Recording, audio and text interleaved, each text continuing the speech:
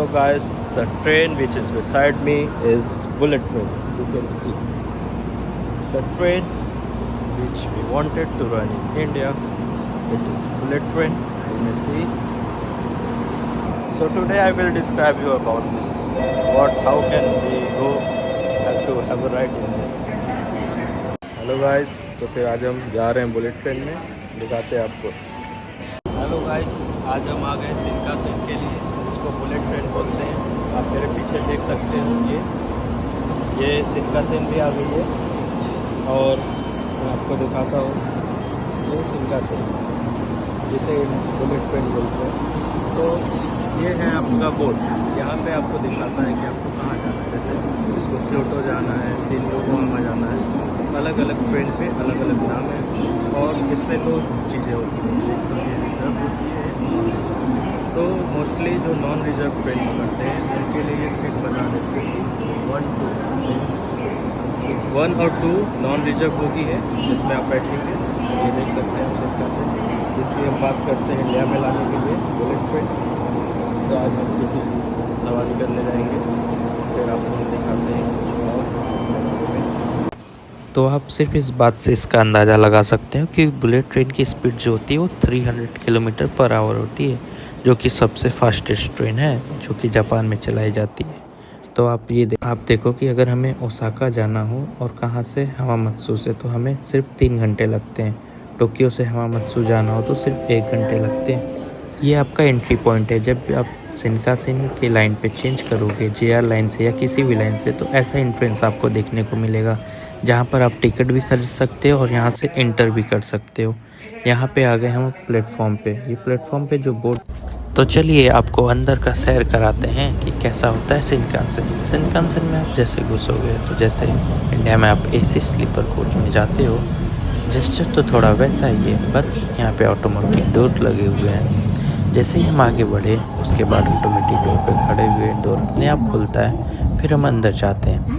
अंदर जाके देखते हैं कि यहाँ पे ये जो कोच था ये रिजर्व कोच था। तो शिनकानसेन में हमने जैसे बताया 2 टाइप के कोच होते हैं, reserve coach, unreserve coach. Reserve coach होते हैं जैसे कि अगर आपको पता है कि हमें इसी टाइम पे इस ट्रेन में एंट्री करना है, तो आप रिजर्व कर सकते हैं अपना कोच। क्योंकि क्या होता है ना, जब आप शिनकानसेन में जाते हो तो होता ये है कि अगर आप लेट हो गए तो आप दूसरा शिनकानसेन पकड़ सकते हो। बट इन केस अगर आपने नहीं ले रखा है रिजर्वेशन, तो आप अनरिजर्व टिकट लेके भी जा सकते हो अंदर और ट्रैवल कर सकते हो। तो जैसा कि हमने देखा, इतना अच्छा सीन था, सीनरी इतनी अच्छी दिख रही थी। हमने आगे बहुत सारे एक्सपेरिमेंट भी किए कि कैसे शिनकानसेन के अंदर लोग बोलते हैं कि हमारा 1 गिलास पानी भी नहीं उजलता, कहीं भी छलकता है। तो हमने भी ट्राई किया, हमने देखा। So see the beauty of Japan. At the speed of 300 km/h, this bottle is not going anywhere. It is still at the same place. But you can look outside. The speed of train is 300 km/h. But this water and this position is still. This is the beauty of Japan. That everybody wants to cattle, everyone wants to go and visit. जैसा कि हमने देखा, हमारा बोतल का पानी 1% भी नहीं छलका।